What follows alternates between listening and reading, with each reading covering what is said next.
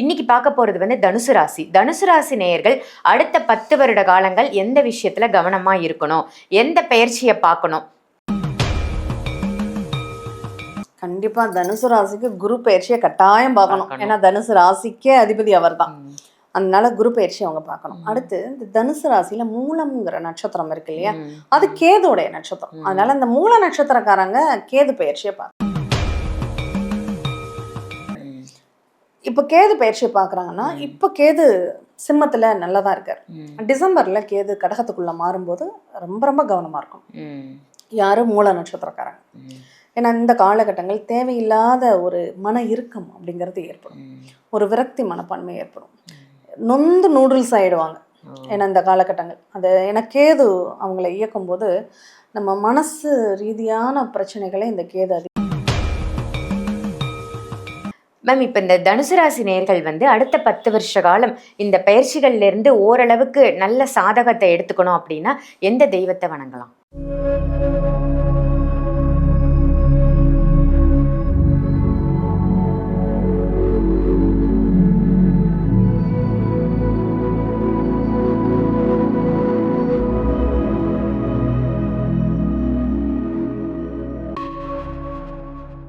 ஆன்மீக பரிகார நேயர்கள் அனைவருக்கும் அன்பான வணக்கங்கள். இன்னைக்கு நம்ம யாரை சந்திக்க வந்திருக்கோம் அப்படின்னு பார்த்தீங்கன்னா, இவங்க வந்து அஸ்ட்ராலஜர் மட்டும் இல்லைங்க, ஜோதிட ஆசிரியர் அப்படின்னு சொல்லலாம். நிறைய சிஷ்யர்களுக்கு வந்து இவங்க ஜோதிடம் கற்றுக் கொடுக்குறாங்க. நீங்களும் ஜோதிடம் கற்றுக்கணும் அப்படின்னு ஆசைப்பட்டீங்கன்னா மேம் கிட்ட நீங்கள் கற்றுக்கலாம். அவங்க தான் ஏஎல்பி அஸ்ட்ராலஜர் சாந்தி தேவி ராஜேஷ்குமார். வணக்கம் மேம். ஆன்மீக பரிகார நேயர்கள் அனைவருக்கும் வணக்கம். இந்த நாள் இனிய நாளாக அமைய வாழ்த்துக்கள். எப்படி மேம் இருக்கீங்க? ரொம்ப நல்லா இருக்கேன். நீங்க எப்படி இருக்கீங்க? ரொம்ப நல்லா இருக்கேன் மேம். ரொம்ப ஆழமாகவும் அதே மாதிரி ரொம்ப காரகத்துவமாகவும் இருக்கு உங்களுடைய பதிவுகள் எல்லாம். மக்கள் வந்து நிறைய விரும்பி பார்க்குறாங்க உங்களுடைய பதிவுகளை அப்படின்னு தான் சொல்லணும். இன்னைக்கு நான் எடுத்துட்டு வந்திருக்கிற டாபிக் மேம், இப்போ ஜோதிடம் அப்படின்னாலே எதிர்காலத்தை கணிக்கக்கூடிய ஒரு விஷயம் அப்படின்னு சொல்லுவாங்க. நிறைய பேர் வந்து என்னோட லைஃப் எப்படி இருக்கும் நான் தெரிஞ்சுக்கணும் அப்படின்னு ஆசைப்படுவாங்க இல்லையா? ஸோ அடுத்த 10 வருடங்களுக்கு மேஷ ராசியிலிருந்து மீன ராசி வரைக்கும் இப்ப இந்த நெக்ஸ்ட் 10 இயர்ஸ்ல இருக்கக்கூடிய அந்த கிரக நிலைகளை வைத்தும் வாழ்வியல் முறையை வச்சும் எப்படியெல்லாம் அமைய போகுது ஒவ்வொரு ராசிக்கும் தனித்தனியா அப்படின்னு சொல்லுங்க. அதே மாதிரி எதை பேஸ் பண்ணி நீங்க சொல்ல போறீங்க அப்படின்றதையும் மக்களுக்கு தெரியப்படுத்துனீங்கன்னா நல்லா இருக்கும். கண்டிப்பா. இந்த 10 வருஷம்னு நீங்க கேட்கும்போது எனக்கு அட்சய லக்ன பദ്ധதி தான் ஞாபகத்துக்கு வருது. ஏன்னா நம்ம லக்னம் மாற்றமே 10 வருஷத்துக்கு ஒரு லக்னம் மாறும் அப்படின்னு சொல்லியிருக்கோம். பட் இது வந்து ஜென்ரலான ஒரு பதிவு அப்படிங்கிறதுனால இது ஒரு ராசிக்கு 10 வருஷம் மாற்றங்களை நம்ம குரு பகவானை மட்டும் வச்சு எடுத்துட்டு போகணும். ஏன்னா அந்த குரு மட்டும்தான் கரெக்டா ஒரு வருஷத்துக்கு ஒரு தடவை மாறக்கூடிய கிரகமாக இருக்காரு. அடுத்து வந்து இந்த சனி பகவானை எடுத்துட்டோம்னா 2.5 வருஷத்துக்கு ஒரு தடவை மாறுவார். இந்த 10 வருஷத்துல அவர் 4 கட்டம் மாறுவார். 2027ல சனி பயிற்சி ஆகும் போது, அடுத்து பார்க்கும்போது 2029ல சனி பயிற்சி ஆகும், அது 2032ல சனி பயிற்சி ஆகும், அதுக்கு அடுத்து 2036ல சனி பயிற்சி ஆகும். 2036ல ஆகும்போது 34 ஆகும்போது 34 to 36 கடகம் வரையும் சனி பகவான் டிராவல் ஆக போறார். அப்ப இந்த 10 வருடம் இந்த டிராவலை வச்சும் அடுத்து குரு பகவான் இந்த 10 வருஷத்துக்கு மூவ் ஆகிறத வச்சும் தான் நம்ம இப்ப பலன்களை பார்க்க போறோம். இது உங்களுடைய ஏஎல்பி லக்னத்திற்குன்னு நீங்க எடுத்துக்கிட்டாலும் பலன் பொருந்தும், சூப்பரா பொருந்தும். இன்னும் ஜென்ரலான பலனை விட இது இப்போ இன்னைக்கு உங்களுக்கு ஏஎல்பி லக்னம் என்னன்னு பாத்துட்டீங்கன்னா அடுத்த 10 வருஷத்துக்கு அந்த ஏஎல்பி லக்னம் வரையும் இந்த பலன் பொருந்தும் கூட பார்க்கலாம். அடுத்து இந்த ராகுகேது நம்ம 3 பயிற்சிகளை மட்டும்தான் ரொம்ப பிரதானமா பார்க்கிறோம். இந்த ராகுகேதை எடுத்துட்டா 1.5 வருஷத்துக்கு ஒரு தடவை மாற்றம் அடையக்கூடிய கிரகமாக இருக்கு. இப்போ இந்த டிசம்பர்ல ராகுகேது பயிற்சி ஆக போகுது. இந்த டிசம்பர்ல கரெக்டா ராகு பகவான் வந்து கும்பராசில இருந்து மகர ராசிக்குள்ள வரப்போறார். இந்த மகர ராசிக்குள்ள வந்துட்டு அங்க 1.5 வருஷம், இந்த 10 வருஷத்துல அவர் ஒரு 5 முறை மாறக்கூடிய ஒரு சூழ்நிலைகளை தருவார். அப்ப இதை வச்சுதான் நம்ம அந்த பலன்கள் எல்லாம் நம்ம பார்க்க போறோம் அப்படின்னு சொல்லலாம். இது யாருக்கெல்லாம் யாரு எதை பார்க்கணும்? எல்லா லக்னமும் குருவை மட்டுமே பார்க்கணுமா, இல்லை எல்லா லக்னமும் ராகுகேது பயிற்சியை பார்க்கணுமா, இல்லை சனி பகவானை பார்க்கணுமானா சில லக்னங்களுக்கு மட்டும் சனி பகவானை பார்த்தா போதும், சில லக்னங்களுக்கு நம்ம ராகுகேதை பார்த்தா போதும், மற்ற எல்லா லக்னங்களுக்கும் அதை பார்க்கணுங்கிற அவசியம் இல்லை அப்படிங்கிறத பார்த்துக்கலாம். சூப்பர். குருவை மட்டும் எல்லா லக்னத்துக்கும் பார்த்துக்கலாம். கண்டிப்பா மேம். ஏன்னா நாளைக்கு எப்படி இருக்கு அப்படின்றத தெரிஞ்சுக்கிறதுல ஒரு ஆர்வம் எல்லாருக்குமே இருக்கும். நாளைக்கு என்னோட லைஃப் எப்படி அமைய போகுது, என்ன நடக்க போகுது அப்படின்ற ஒரு ஆர்வம் இருக்கும். அந்த வகையில அடுத்த 10 வருஷங்கள் இந்தந்த விஷயங்கள்லாம் நடக்கும், நீங்க கொஞ்சம் எச்சரிக்கையா இருங்க, இதெல்லாம் சாதகமா நடக்க போகுது, அதுக்கு நீங்க விதைகளை இப்பவே போட்டு வைங்க அப்படின்ற மாதிரி இந்த பதிவு அமையும் அப்படின்னு நான் நினைக்கிறேன். கண்டிப்பா ஒவ்வொரு ராசியா பார்த்துடலாம் மேம். கண்டிப்பா. ரொம்பவே ஒரு அற்புதமான பதிவாக கொடுத்துட்ருக்கீங்க மேம். அடுத்த 10 வருட காலங்கள் ஒவ்வொரு ராசிக்கும் என்னென்ன விஷயங்கள்லாம் 3 பயிற்சிகளை வச்சு நடக்க போகுது. நம்ம வந்து சனி பயிற்சி பார்க்குறோம், குரு பயிற்சி பார்க்குறோம், ராகு கேது பார்க்குறோம். இன்னைக்கு பார்க்க போகிறது வந்து தனுசு ராசி. தனுசு ராசி நேயர்கள் அடுத்த 10 வருட காலங்கள் எந்த விஷயத்தில் கவனமாக இருக்கணும், எந்த பயிற்சியை பார்க்கணும், எந்த பயிற்சி வந்து இவங்களுக்கு சாதகமா அமையும் சொல்லுங்க மேம். கண்டிப்பா தனுசு ராசிக்கு குரு பயிற்சியை கட்டாயம் பார்க்கணும். ஏன்னா தனுசு ராசிக்கே அதிபதி அவர் தான். அதனால குரு பயிற்சி அவங்க பார்க்கணும். அடுத்து இந்த தனுசு ராசியில மூலம்ங்கிற நட்சத்திரம் இருக்கு இல்லையா, அது கேதுடைய நட்சத்திரம். அதனால இந்த மூல நட்சத்திரக்காரங்க கேது பயிற்சியை பார்த்துக்கணும். மற்ற சனி பயிற்சி, ராகுகேது பயிற்சி எல்லாம் அந்த தேவை இருந்தா மட்டும்தான். இப்ப வருமானத்துக்கு பார்க்கணும் அப்படின்னா சனி பயிற்சியை பார்த்துக்கணும். கம்யூனிகேஷன் போட்டி தேர்வு எழுதுறாங்கன்னா சனி பயிற்சியை பார்த்துக்கணும். இப்ப நாள்ல சனி அர்த்தாஷ்டம சனியா இருக்காங்க. இந்த அர்த்தாஷ்டம சனி தனுசுவை பொறுத்தளவுல ஒன்றும் பெரிய பிரச்சனைகளை தராது. இப்போ அடுத்து 5, 6, 7 இது வரையும் மிதுனம் வரையும் சனி பயிற்சி மிதுனத்துக்குள்ள மாறும்போதும் ஒன்றும் பெறாது. கடகத்துக்குள்ள சனி வரும்போது தான் 2034 காலகட்டங்கள்ல கடகத்துக்குள்ள வரும்போது மட்டும்தான் அவங்க கவனமா இருக்கணும். அது வரையும் பயப்படணும்னு அவசியம் கிடையாது. இப்போ கேது பயிற்சியை பார்க்குறாங்கன்னா இப்போ கேது சிம்மத்துல நல்லதா இருக்காரு. டிசம்பர்ல கேது கடகத்துக்குள்ள மாறும்போது ரொம்ப ரொம்ப கவனமா இருக்கும். யாரு மூல நட்சத்திரக்காரங்க. ஏன்னா இந்த காலகட்டங்கள் தேவையில்லாத ஒரு மன இறுக்கம் அப்படிங்கிறது ஏற்படும். ஒரு விரக்தி மனப்பான்மை ஏற்படும். நொந்து நூடுல்ஸ் ஆயிடுவாங்க. ஏன்னா இந்த காலகட்டங்கள் அது ஏன்னா கேது அவங்கள இயக்கும் போது நம்ம மனசு ரீதியான பிரச்சனைகளை இந்த கேது அதிகமாக கொடுக்கும். மனசுல ஒரு சம்பந்தம் இல்லாத ஒரு நிகழ்வுகள், நம்மளை யாராவது பார்க்காம போயிட்டா கூட நம்ம அதுக்கு தகுதி இல்லையோ அப்படிங்கிற மாதிரி ஒரு விரக்தியான எண்ணங்களை உருவாக்கும். அதனால இந்த 1.5 வருஷம் மட்டும், அடுத்த 1.5 வருஷம் கொஞ்சம் தனுசு கவனமா இருக்கணும். அதுக்கப்புறம் கடகத்தை விட்டு கேது மிதுனத்துக்குள்ள போயிட்டாருன்னா ஒன்றும் பிரச்சனை கிடையாது. இப்போ அவரே ரிஷபத்துக்குள்ள வரும்போது கவனமா இருக்கணும்.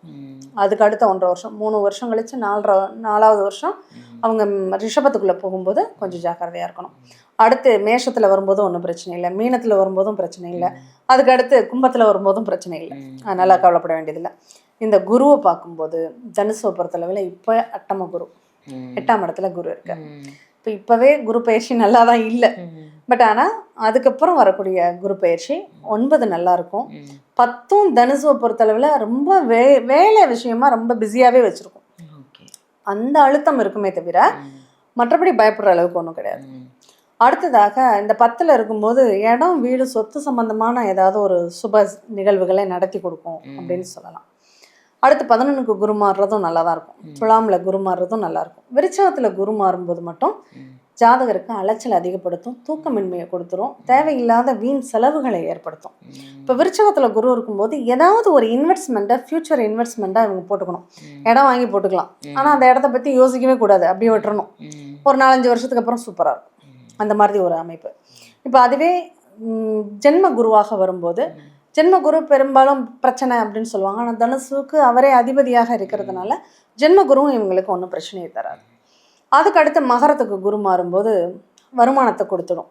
மகர குரு சூப்பராக இருக்கும்.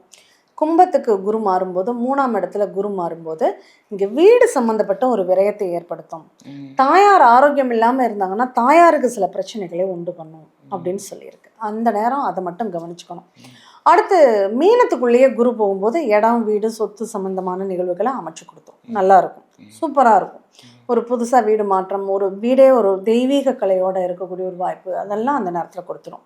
மேஷத்துக்குள்ளே குரு மாறும்போது பூர்வ புண்ணிய ஸ்தானத்தை பார்க்க ஆரம்பிச்சோம். அப்போ இந்த 10 வருஷத்தில் 3 பயிற்சி மட்டும்தான் குருவுக்கு நல்லா இல்லாமல் இருக்குது. மற்ற காலகட்டங்கள் எல்லாமே சூப்பராக தான் இருக்குது. அதனால் பயப்பட வேண்டிய அவசியம் இல்லை. மேம், இப்போ இந்த தனுசு ராசி நேயர்கள் வந்து அடுத்த 10 வருஷ காலம் இந்த பயிற்சிகள்லேருந்து ஓரளவுக்கு நல்ல சாதகத்தை எடுத்துக்கணும் அப்படின்னா எந்த தெய்வத்தை வணங்கலாம்? மூல நட்சத்திரம்னா ஆஞ்சநேயரை பலமாக பிடிச்சிக்கும். ஏன்னா ஆஞ்சநேயரை விட வலிமையானவர் வேறு யாருமே கிடையாது. ஒரு விரக்தி நிலையை சரி பண்ணணும் அப்படின்னா அதுக்கு ஆஞ்சநேயர் தான் இவங்க பிடிச்சாகும். இந்த அடுத்த கடகத்துக்குள்ளே மாறக்கூடிய கேதுவின் கெடுபலன்களை குறைக்கிறதுக்கு ஆஞ்சநேயர் தான் சப்போர்ட் பண்ணக்கூடியவராக இருப்பார். அது தனுசு ராசிக்கு எந்த நட்சத்திரமா இருந்தாலும் எடுத்துக்கலாம். அடுத்து பூராட நட்சத்திரம் அப்படிங்கிறப்போ துர்க்கையை பலமாக பிடிச்சிக்கணும்.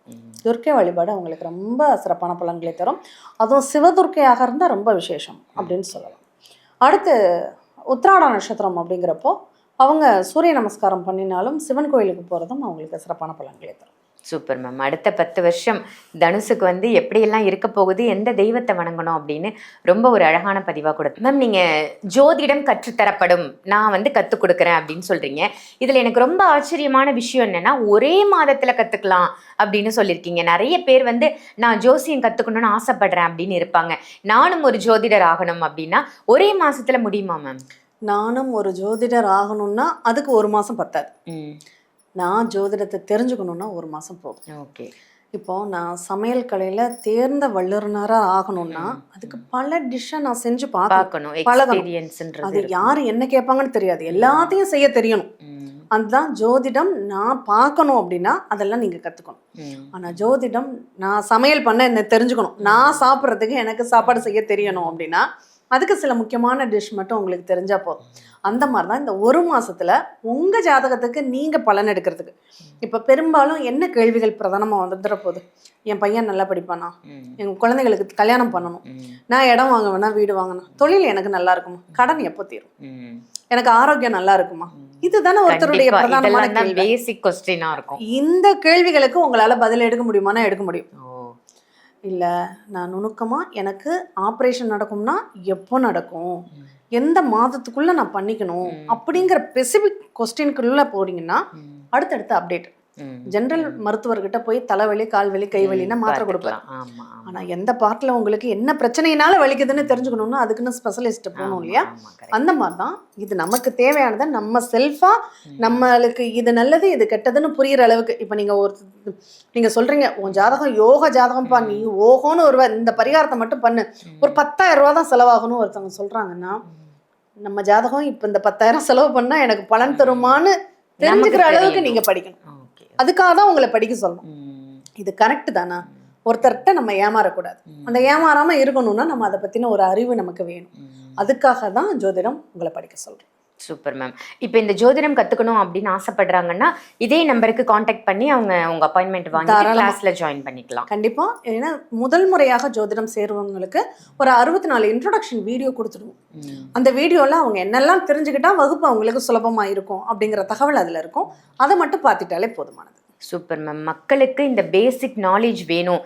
ஜாதகம்னா என்ன, ஜோதிடம்னா என்ன, உங்களுடைய ஜாதகத்தை நீங்கள் முதல்ல பார்த்துக்கோங்க அப்படின்ற மாதிரி ஒரு வகுப்பு நீங்கள் அரேஞ்ச் பண்ணியிருக்கீங்க. அது கண்டிப்பாக மக்களுக்கு பயனுள்ளதாக இருக்கும். ரொம்ப நன்றி மேம். நன்றி. இந்த பதிவு உங்கள் எல்லாருக்கும் பயனுள்ள பதிவாக அமைஞ்சிருக்கும் அப்படின்னு நினைக்கிறேன். நெக்ஸ்ட் 10 இயர்ஸ்க்கு இப்படிதான்ப்பா லைஃப் இருக்கும் அப்படின்னு இந்த பதிவை பார்த்து நிறைய விஷயங்கள் நீங்கள் தெரிஞ்சுக்கிட்டீங்க அப்படின்னா இதை மற்ற ராசி நேயர்களுக்கும் ஷேர் பண்ணுங்கள். அதே மாதிரி ஆன்மீக பரிகாரம் நம்ம சேனலை சப்ஸ்கிரைப் பண்ணிக்கோங்க.